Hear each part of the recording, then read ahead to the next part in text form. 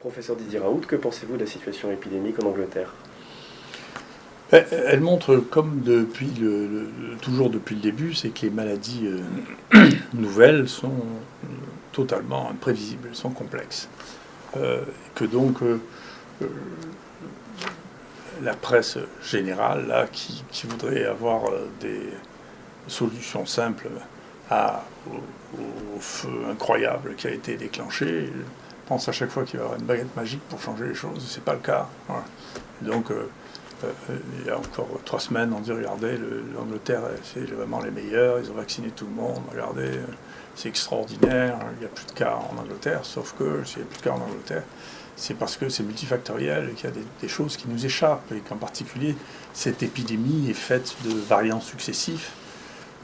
Moi, je vous rappelle que quand j'ai commencé à parler de variants, personne au monde, le papier a été refusé 3 fois, personne au monde ne voulait accepter l'idée que c'était des variants, que c'était pas juste le rebond de quelque chose.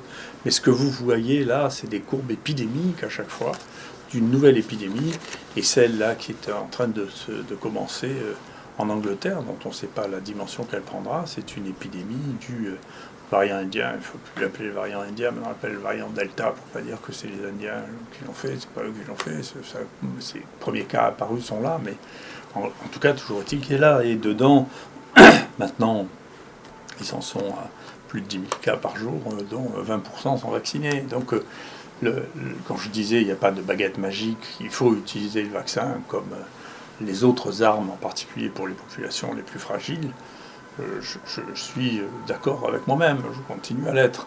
Donc vous voyez bien qu'il n'y a pas de... la lutte, c'est pas seulement d'essayer d'organiser des mesures sociales pour empêcher les gens d'avoir une vie à peu près raisonnable, ni de vacciner à tour de bras. Il faut aussi lutter, moi c'est ce que je pense, un élément essentiel qui a été négligé, sur lequel je reviendrai, il faut soigner les gens, organiser les soins. Là où les choses sont plus mal passées, d'ailleurs, là où elles sont plus mal passées dans le monde, c'est à Londres en pratique, c'est l'organisation des soins et le fait de transformer cette épidémie en vaste champ d'expérience pour des médicaments ou des vaccins nouveaux. Donc il faut d'abord s'occuper des malades, s'en occuper calmement, correctement, tester toutes les possibilités, pas interdire l'usage de médicaments anodins, chez qui des gens ont pu trouver que ça avait une certaine utilité. On est rentré dans un monde entièrement idéologique qui n'arrive pas du tout à être convaincu par l'observation. C'est-à-dire que c'est une observation extraordinaire. Celle de l'Inde était une observation extraordinaire. La presse, une partie de la presse se réjouissait du fait qu'il y ait des cas en Inde en disant, vous voyez, eux, ils utilisent l'hydroxychloroquine, il y a des cas quand même, enfin, l'épidémie est en train de retomber, et je vois personne dire que c'est à cause de l'hydroxychloroquine ou de l'ivermectine qui vient faire partie des médicaments recommandés. Donc, les épidémies n'obéissent pas à la presse ni aux hommes politiques, elles obéissent à personne. Donc quand on est face à une épidémie, il faut essayer d'évaluer les mesures, il faut accepter de remettre en cause les stratégies et les orientations générales qu'on a données quand on voit la victoire n'est pas là. Donc il faut continuer à se battre, et donc il faut revenir sur la prise en charge médicale, la santé, les médecins, de manière à éviter le maximum de dégâts au cours de cette épidémie.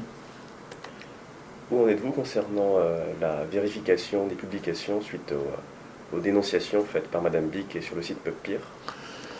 Oui, c'est d'ailleurs assez intéressant qu'une partie de la presse maintenant, où elle-même hurle en disant que c'est elle qui est harcelée. Enfin, moi personnellement, je ne la connais pas, je ne lui ai jamais parlé, je ne lui ai jamais répondu, je ne sais pas qui est cette dame, pourquoi elle s'excite à ce point contre nous. Je ne sais pas ce qui lui est arrivé. Il y a plusieurs hypothèses que je ne veux pas soumettre parce que tout ça va être soumis à la justice. Je ne vais pas discuter avec elle pour savoir sur chacune des choses, à peu près tous les points qu'elle me reproche. Ça nous a pris 200 heures de travail, oui, pour faire ceci, qui est la réponse aux 246 commentaires, vous voyez, qu'il y a eu sur PubPeer. Je transmets ça à la justice, je transmets ça à mon président de l'université, pour qu'on voit jusqu'à quel point c'est exclusivement du harcèlement. Ça n'est rien d'autre que du harcèlement qui nous a pris un temps fou pour répondre, mais j'ai l'habitude de répondre à chaque question, pas à la presse, mais comme un professionnel que je suis, en répondant point par point. Donc il y a 70% des observations qui concernent soi-disant de l'éthique, c'est-à-dire que Mme Bick et les gens qui la suivent considèrent que d'analyser les crottes humaines, c'est des prélèvements humains, ce qui est une erreur fondamentale. Les crottes sont des déchets, ce ne sont pas des prélèvements humains, et s'ils n'ont pas été prélevés dans un but précis, ça n'est rien d'autre que des déchets. Et donc à partir du moment où il n'y a plus de lien entre qui a émis la crotte et la crotte, il n'y a pas de problème particulier. Les poux non plus ne sont pas des prélèvements humains, il faut l'expliquer, parce que j'étais compris, il y a un journal qui devait avoir quelqu'un qui n'avait pas bien compris non plus, qui me demandait si on avait demandé un CPP pour enlever les poux des vêtements. D'accord ? Donc on est arrivé à des gens qui ont des notions d'éthique et de science qui sont ridicules. Et le reste est de même nature. Elle a des instruments pour détecter les duplications qui sont très très rustiques à côté de ce que nous on est capable de faire. On est devenu des spécialistes de l'analyse des duplications avec des vrais outils, pas avec des Photoshop, si vous voulez, des trucs sérieux. Et donc voilà, tout ça. Et ensuite, ses opinions sur ce que nous on fait, sur le fait qu'on est des néocolonialistes, qu'on ne devrait pas nommer les bactéries maciliensis. Tout ça, c'est de la médisance qui n'a pas ou de la calomnie. Donc, au bout d'un moment, c'est pas un sujet de discussion, c'est pas un sujet de dialogue.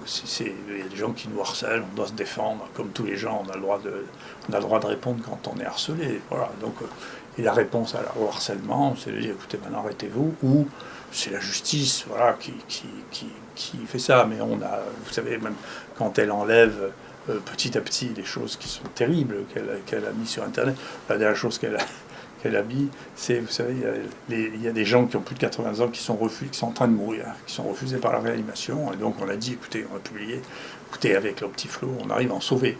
Il y a plein de gens qui l'utilisent depuis. Et donc elle a fait un SMS en disant on n'a pas mis de contrôle. Le contrôle était mort. Il meurt, le contrôle, si on n'oxygène pas quelqu'un. Donc ça veut dire qu'elle n'est pas médecin, elle ne sait pas ce que c'est qu'un malade, et elle fait des commentaires qui sont... Ça s'appelle le paradigme du parachute. Ça, vous savez, on n'a jamais, pour un parachute, on n'a jamais fait de groupe contrôle pour essayer le parachute. Oui. Donc on n'a jamais dit, écoutez, avec sauter à sac vide, les autres avec un parachute, pour savoir si on meurt quand on saute sans parachute. Ça s'appelle le paradigme du parachute. C'est-à-dire pour les Optiflow, les gens qui meurent, bien, il faut faire un groupe contrôle pour voir si on n'en met pas à l'Optiflow, s'ils meurent vraiment. Mais vous voyez bien la déconnexion totale qu'on est dans ce monde maintenant entre la réalité observée, qui est celle qu'on voit, je sais pas, traiter 35 000 personnes. Donc on sait de quoi on parle. C'est de la réalité, c'est des vraies choses, elles sont là. Hein. On ne peut pas faire disparaître les gens d'un coup de baguette magique, on ne peut pas les faire réapparaître, c'est vrai. Et donc, il y a des gens qui ont des opinions sur tout. Et là, il y a cette espèce de folie autour de cette maladie et autour des traitements qui ne sont pas rentables, qui posent vraiment une question. Que pensez-vous qu'il faille faire à l'avenir ? Mais à l'avenir, je pense qu'il faut faire ce que je pensais déjà il y a 20 ans, que j'avais écrit dans mon rapport au ministère, ou que j'ai passé mon temps à répéter. Il faut s'organiser. C'est-à-dire il faut que l'organisation des soins soit réalisée. Il faut qu'il y ait des pôles comme le nôtre qui puissent permettre de prendre vraiment en charge les malades plutôt que d'en parler. D'accord ? Il faut faire appel à toutes les possibilités. L'idée qu'on interdise l'usage de médicaments qui sont anodins ou qu'on essaie de faire croire qu'ils sont toxiques contre toute évidence et que ça marche, c'est un des plus grands mystères de ce que j'ai vu. Comment on a pu faire croire qu'un médicament qui a dû être prescrit 50 milliards de fois, la chloroquine et l'hydroxychloroquine étaient une toxicité telle, comment on a pu faire croire ça? Comment les gens ont pu gober un truc pareil? C'est quelque chose qui est inouï, ce qu'il fallait étudier dans cette situation. Et dès le début, c'est quand il y a un nouveau médicament, étudiant à fond sa toxicité, parce que c'est le problème, c'est la toxicité des médicaments qu'on ne connaît pas. La toxicité des médicaments qu'on connaît, on la connaît déjà. On ne va pas la réinventer. De la même manière. Et là, maintenant, je suis content qu'on commence à avoir les vraies données qui sont disponibles des courriers de l'ANSM, c'est-à-dire de l'Agence nationale du médicament, avec le directeur général de la santé, et avec l'INSERM, pour comprendre pourquoi on a arrêté en cours de route les travaux sur l'hydroxychloroquine, alors qu'elles étaient en train de montrer que ça marchait, et que ça a été publié sans le nombre de cas nécessaires pour démontrer que ça marchait. C'est-à-dire que je suis content qu'on essaie de me donner des leçons de méthodologie, et je suis toujours content d'apprendre. Mais la base de la méthode, c'est quand on définit quelque chose, c'est de savoir combien il faut avoir de personnes dans chaque groupe pour montrer qu'il y a une différence. Si on n'a pas suffisamment de gens pour montrer qu'il y a une différence dans la mort, par exemple, de 50%, alors c'est que l'étude n'est pas significative, l'étude n'a pas de sens. Mais de l'arrêter en cours de route alors qu'on n'a pas atteint les objectifs minimaux pour montrer une chose comme celle-là, c'est vouloir absolument que on ne puisse pas démontrer que ça marche. Et donc je suis content, c'est un papier qui vient d'être accepté où on explique que les travaux officiels qui ont été faits sur l'évaluation de l'hydroxychloroquine par d'autres équipes que les nôtres n'avaient pas le nombre suffisant pour conclure alors qu'il y avait une tendance, qu'il y avait moins de morts dans le groupe hydroxychloroquine. Donc ceci, il faudra bien un jour que ça s'explique aussi. Maintenant, on les a, les courriers, on voit ce qui s'est passé. On verra bien. Oui. Je ne suis pas inquiet sur le devenir. C'est pareil, ces décisions lapidaires d'interdiction de prescrire un médicament qui était prescrit à des millions de doses par année, ou maintenant d'interdire l'usage de l'ivermectine ici alors qu'elle est recommandée en Inde ou en Argentine, on voit bien que tout ça n'est pas fait au nom de la raison. Il n'y a pas une raison différente. Ici, où nous avons beaucoup plus d'ennuis, en Europe, qui a été l'endroit avec les États-Unis dans lequel il y a eu le plus de morts et la plus mauvaise gestion, on n'a pas une meilleure conception de la médecine que les Indiens, les Argentins, les Chinois, les Coréens. C'est pas exact. Donc, dedans, c'est une remise en cause basique avec une véritable réflexion. J'espère qu'il y aura une réflexion poussée et qui passera, je ne sais pas, soit par la justice, soit par une remise à plat, par une nouvelle enquête parlementaire, avec peut-être un nouveau Parlement, pour remettre à plat et comprendre comment on est arrivé à des choses dont personne ne peut les comprendre, sauf à effectivement devenir complotiste. C'est-à-dire que tout ça, il y a une manipulation phénoménale dans cette épidémie. Donc moi j'attends de savoir si tout ça est une succession de bêtises avec des gens qui ont peur de revenir en arrière ou de se contredire, ou qu'est-ce qui se passe pour qu'on fasse des choses qui sont aussi invraisemblables. Merci beaucoup.